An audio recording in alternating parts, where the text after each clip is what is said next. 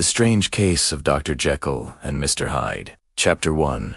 Story of the Door. Mr. Utterson, the lawyer, was a man of a rugged countenance that was never lighted by a smile, cold, scanty, and embarrassed in discourse, backward in sentiment, lean, long, dusty, dreary, and yet somehow lovable. At friendly meetings, and when the wine was to his taste, something eminently human beaconed from his eye. Something indeed which never found its way into his talk, but which spoke not only in these silent symbols of the after-dinner face, but more often and loudly in the acts of his life. He was austere with himself, drank gin when he was alone, to mortify a taste for vintages, and though he enjoyed the theatre, had not crossed the doors of one for 20 years. But he had an approved tolerance for others, sometimes wondering, almost with envy, at the high pressure of spirits involved in their misdeeds, and in any extremity inclined to help, rather than to reprove. "I incline to Cain's heresy," he used to say quaintly.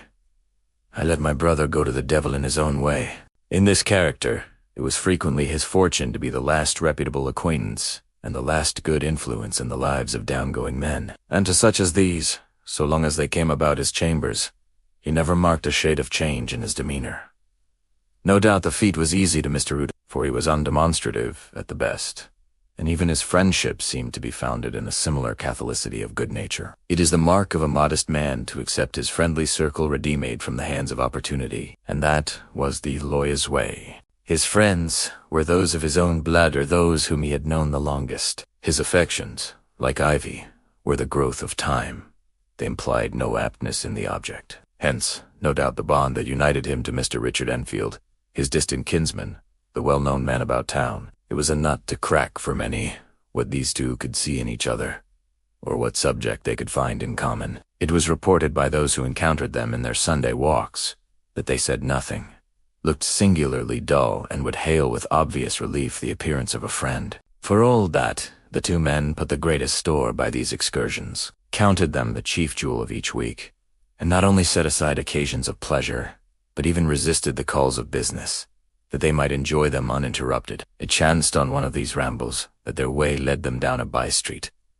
In a busy quarter of London, the street was small and what is called quiet, but it drove a thriving trade on the weekdays. The inhabitants were all doing well, it seemed, and all emulously hoping to do better still, and laying out the surplus of their gains in coquetry, so that the shop fronts stood along that thoroughfare with an air of invitation, like rows of smiling saleswomen. Even on Sunday, when it veiled its more florid charms and lay comparatively empty of passage, the street shone out in contrast to its dingy neighborhood, like a fire in a forest, and with its freshly painted shutters, well-polished brasses, and general cleanliness and gaiety of note, instantly caught and pleased the eye of the passenger.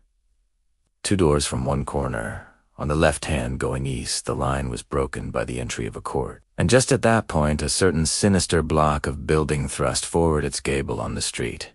It was 2 stories high, showed no window, nothing but a door on the lower story, and a blind forehead of discolored wall on the upper, and bore in every feature the marks of prolonged and sordid negligence. The door, which was equipped with neither bell nor knocker, was blistered and disdained. Tramps slouched into the recess and struck matches on the panels.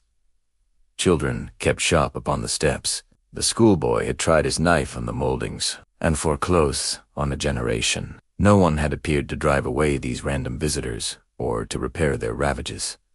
Mr. Enfield and the lawyer were on the other side of the by-street, but when they came abreast of the entry, the former lifted up his cane and pointed. "Did you ever remark that door?" he asked, and when his companion had replied in the affirmative, "It is connected in my mind," added he, "with a very odd story." "Indeed," said Mr. Utterson, with a slight change of voice.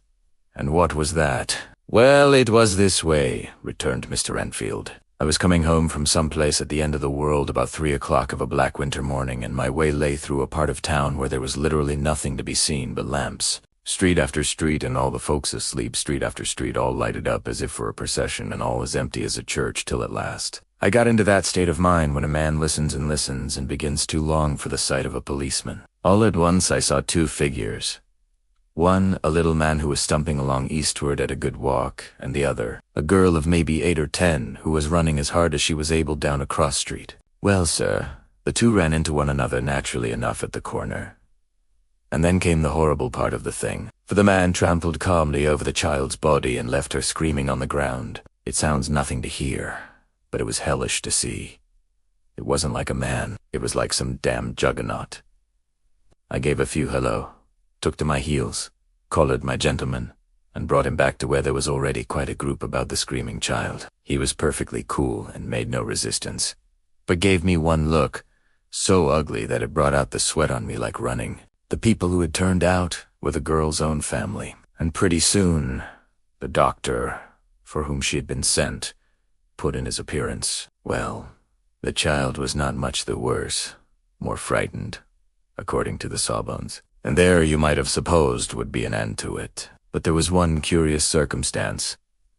I had taken a loathing to my gentleman at first sight. So had the child's family, which was only natural. But the doctor's case was what struck me. He was the usual cut-and-dry apothecary, of no particular age and color, with a strong Edinburgh accent, and about as emotional as a bagpipe.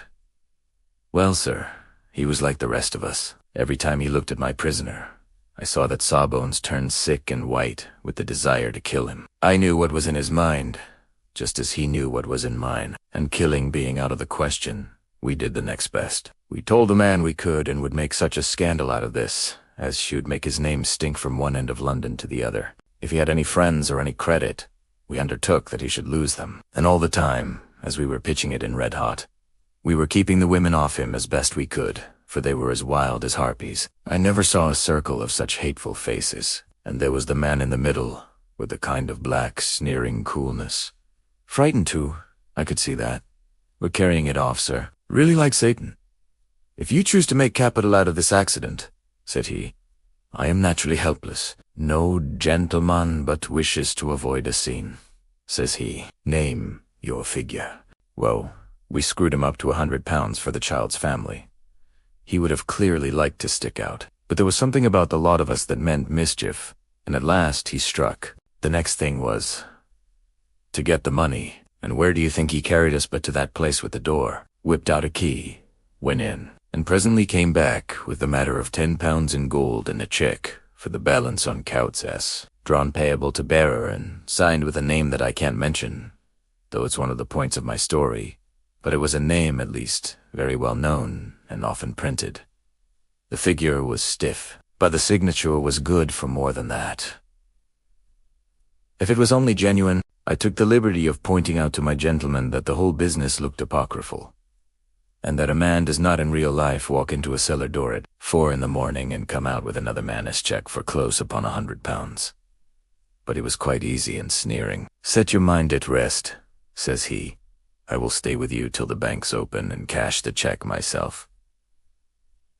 So we all set off, the doctor and the child's father and her friend and myself, and passed the rest of the night in my chambers, and next day, when we had breakfasted, went in a body to the bank. I gave in the cheque myself, and said I had every reason to believe it was a forgery. Not a bit of it. The cheque was genuine. Tut, said Mr. Utterson. I see you feel as I do, said Mr. Enfield. Yes, it's a bad story. For my man was a fellow that nobody could have to do with, a really damnable man, and the person that drew the cheque is the very pink of the proprieties, celebrated too, and what makes it worse, one of your fellows who do what they call good. Blackmail, I suppose. An honest man paying through the nose for some of the capers of his youth. Blackmail house is what I call the place with the door, in consequence, though even that, you know, is far from explaining all, he added, and with the words fell into a vein of musing. From this he was recalled by Mr. Utterson asking rather suddenly, And you don't he know if the drawer of the cheque lives there? A likely place, isn't it? Returned Mr. Enfield. But I happen to have noticed his address. He lives in some square or other. And you never asked about the place with the door, said Mr. Utterson. No, sir. I had a delicacy, was the reply. I feel very strongly about putting questions. It partakes too much of the style of the Day of Judgment. You start a question, and it's like starting a stone. You sit quietly on the top of a hill, and away the stone goes, starting others, and presently some bland old bird, the last you would have thought of, is knocked on the head in his own back garden, and the family have to change their name. No, sir, I make it a rule of mine. The more it looks like Queer Street, the less I ask. A very good rule, too, said the lawyer. But I have studied the place for myself, continued Mr. Enfield. It seems scarcely a house. There is no other door, and nobody goes in or out of that one but once in a great while, the gentleman of my adventure. There are 3 windows looking on the court on the first floor, none below. The windows are always shut, but they're clean. And then there is a chimney which is generally smoking, so somebody must live there. And yet it's not so sure, for the buildings are so packed together about the court that it's hard to say where one ends and another begins. The pair walked on again for a while in silence. And then Enfield, said Mr. Utterson. That's a good rule of yours. Yes, I think it is, returned Enfield. But for all that, continued the lawyer, there's one point I want to ask. I want to ask the name of that man who walked over the child. Well, said Mr. Enfield, I can't see what harm it would do. It was a man of the name of Hyde. H.M., said Mr. Utterson. What sort of a man is he to see? He is not easy to describe. There is something wrong with his appearance, something displeasing, something downright detestable. I never saw a man I so disliked, and yet I scarce know why. He must be deformed somewhere. He gives a strong feeling of deformity, although I couldn't specify the point. He's an extraordinary-looking man, and yet I really can name nothing out of the way. No, sir, I can make no hand of it. I can't describe him, and it's not want of memory, for I declare I can see him this moment. Mr. Utterson again walked some way in silence, and obviously under a weight of consideration. "You're sure he used a key?" he inquired at last. "My dear sir," began Enfield, surprised out of himself. "Yes, I know," said Utterson. "I know it must seem strange. The fact is, if I do not ask you the name of the other party, it is because I know it already. You see, Richard, your tale has gone home. If you have been inexact in any point, you had better correct it." "I think you might have warned me," returned the other with a touch of sullenness. "But I have been pedantically exact, as you call Italiano. The fellow had a key, and what's more, he has it still. I saw him use it not a week ago."